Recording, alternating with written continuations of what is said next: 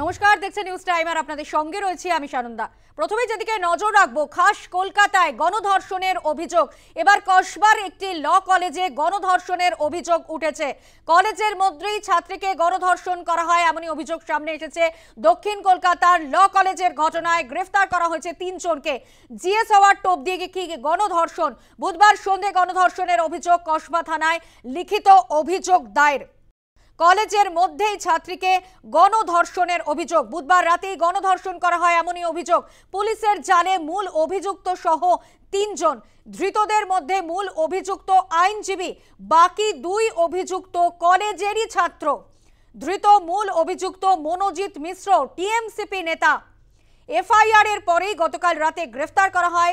তালবাগান এলাকা থেকে গ্রেফতার 2 অভিযুক্ত। 2 অভিযুক্তকেই জেরায় মূল অভিযুক্তের খোঁজ।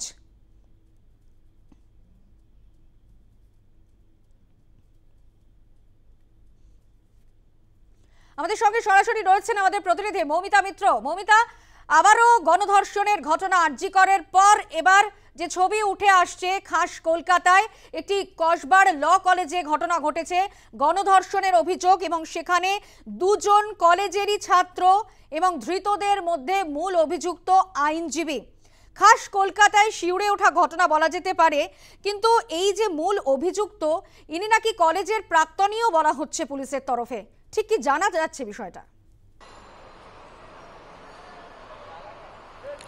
দেখো, একেবারে তাই। যে ঘটনা ইতিমধ্যে সামনে এসেছে সেই ঘটনায় আবারও আরজিকর কাণ্ডের পরে আবারও কিন্তু চাঞ্চল্য ছড়িয়েছে। তার কারণ কলেজের মধ্যেই কলেজের একজন পড়ুয়া তাকে গণধর্ষণ করা হয়েছে এবং সেই গণধর্ষণে যারা অভিযুক্ত তাদের মধ্যে থেকে 2 জন এই কলেজেরই বর্তমান ছাত্র এবং একজন কলেজের প্রাক্তনী তথা ল কলেজে তিনি একজন পেশায় একজন আইনজীবী। এবং একেবারে সরাসরি সেই ল কলেজের সামনেই রয়েছে সাউথ ক্যালকাটা ল কলেজ। এবং যেটা বক্তব্য সেটা হচ্ছে এই কলেজটি কিন্তু একটি ডে কলেজ এবং অভিযোগকারিণী তরুণী তিনি তার অভিযোগে যেটা বলছেন যে গত 25শে জুন অর্থাৎ গত বুধবার 7:30 থেকে 10:50 মধ্যে, সন্ধ্যে 7:30 থেকে 10:50 মধ্যে এই ঘটনা ঘটেছে। সেক্ষেত্রে ডে কলেজে সন্ধ্যেবেলায় কলেজের পড়ুয়ারা এবং প্রাক্তনী তিনি কি করছিলেন কলেজে সেই প্রশ্ন কিন্তু উঠছে এবং অবশ্যই কলেজ কর্তৃপক্ষের ভূমিকা নিয়ে প্রশ্ন উঠছে। এবং যার নাম তুমি করলে মনোজিৎ মিশ্র, একজন প্রভাবশালী টিএমসিপি নেতা, কলেজের মধ্যে দেখা যাচ্ছে তার নাম সরাসরিভাবে লেখা রয়েছে এবং রীতিমতো তৃণমূল কংগ্রেসের একাধিক নেতা মন্ত্রীদের সঙ্গে তার ছবি সোশ্যাল মিডিয়ায়, সেই ছবি ইতিমধ্যে ভাইরাল হয়েছে। মূল অভিযুক্ত যাকে গতকাল তার বাড়ি থেকেই পুলিশ গ্রেফতার করেছে এবং অন্য যে 2 জন পড়ুয়া প্রথমে তাদেরকে তালবাগান এলাকা থেকে গ্রেফতার করা হয় এবং সেই 2 জন পড়ুয়াকে জিজ্ঞাসাবাদ করে এই মূল অভিযুক্ত মনোজিৎ মিশ্র তাকে পুলিশ গ্রেফতার করতে পেরেছে। এবং যেটা সূত্র মারফত আমরা খবর পাচ্ছি যে এই সাউথ ক্যালকাটা ল কলেজ, সেই কলেজেরই ইউনিয়ন রুমের পাশে যে ওয়াশরুম রয়েছে সেখানে প্রথম এই তরুণীকে নিয়ে যাওয়া হয় এবং সেখানে তাকে জোর করা হয়, তাকে বিভিন্ন রকমভাবে শারীরিক নির্যাতন করা হয়, শারীরিকভাবে হেনস্থা করা হয় এবং তারপরে যে গার্ড রুম রয়েছে, অর্থাৎ তুমি দেখতে পাবে এই জায়গাটি কলেজকে ইতিমধ্যে সেই ইউনিয়ন রুমের পাশে যে ওয়াশরুম এবং সেখানে যে গার্ড রুম রয়েছে সেখানেই কিন্তু তাকে তার সঙ্গে যৌন নির্যাতন করা হয়েছে বা গণধর্ষণ করা হয়েছে সেই অভিযোগ সামনে আসছে। সেক্ষেত্রে গার্ড রুমের মধ্যে এরকম একটি ঘটনা ঘটছে কলেজের পড়ুয়ার সঙ্গে। সেক্ষেত্রে যারা নিরাপত্তা রক্ষী যারা ছিলেন, কলেজের গার্ড যারা রয়েছেন, কলেজের নিরাপত্তার দায়িত্বে যারা রয়েছেন, তারা সেই সময় কোথায় ছিলেন, তাদের ভূমিকা কি ছিল সেই বিষয় নিয়ে ইতিমধ্যে প্রশ্ন উঠতে শুরু করেছে এবং খুব স্বাভাবিকভাবেই কলেজ কর্তৃপক্ষের ভূমিকা এখানে অত্যন্ত একেবারে বিতর্কের মুখে এসে কিন্তু পড়েছে।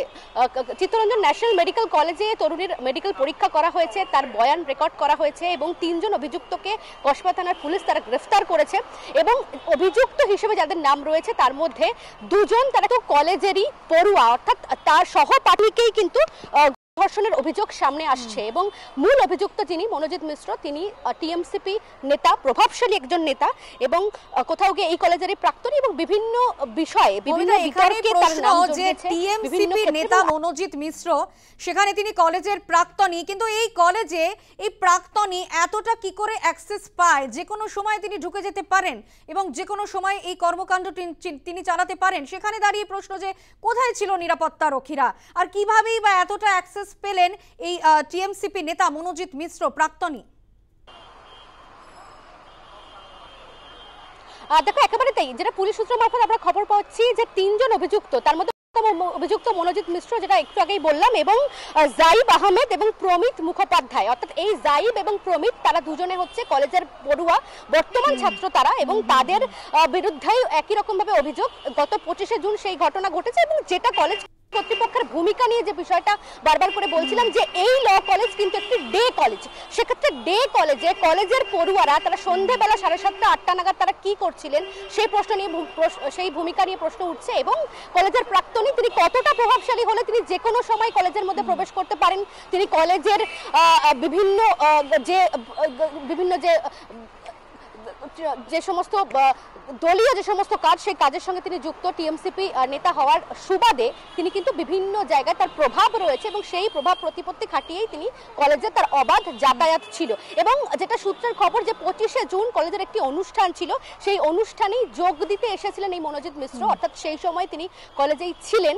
এবং এই ঘটনায় যেটা পুলিশের তরফ থেকে বলা হচ্ছে যে মনোজিৎ মিশ্র তার বিরুদ্ধেই কিন্তু মূলত অভিযোগ, অর্থাৎ তিনি মূল অভিযুক্ত, তিনি মূলত এই জঘন্য ঘটনা ঘটিয়েছেন। এবং বাকি দুজন সঙ্গে থাকো এই ঘটনা নিয়ে ফিরহাদ হাকিমের বক্তব্য শোনাবো। বলেছিলেন বা তাকে ফিরহাদ হাকিম কি বলেছেন একবার নজর রাখুন।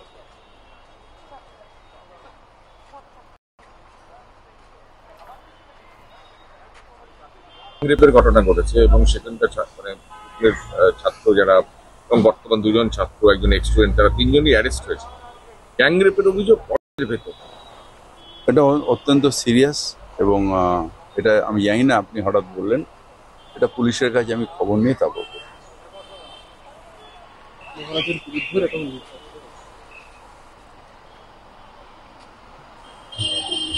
এটা মুর্শিদাবাদে বললো, এটা আমি যেটা জানি না আমি জানাবো কলেজে। বেশ, ফিরহাদ হাকিমের বক্তব্য আমরা শুনলাম। মৌমিতা, এখানে প্রশ্ন যে তুমি যেটা বারবার বলছো যে বাকি দুই অভিযুক্ত কলেজেরই ছাত্র এবং ধৃত মূল অভিযুক্ত মনোজিৎ মিশ্র তিনি প্রাক্তনী, সেখানে দাঁড়িয়ে বেশ কয়েকটা প্রশ্ন উঠছে যে গণধর্ষণের সাহস পেলেন কোথা থেকে, এই নিয়ে কিন্তু প্রশ্ন সামনে আসছে মৌমিতা।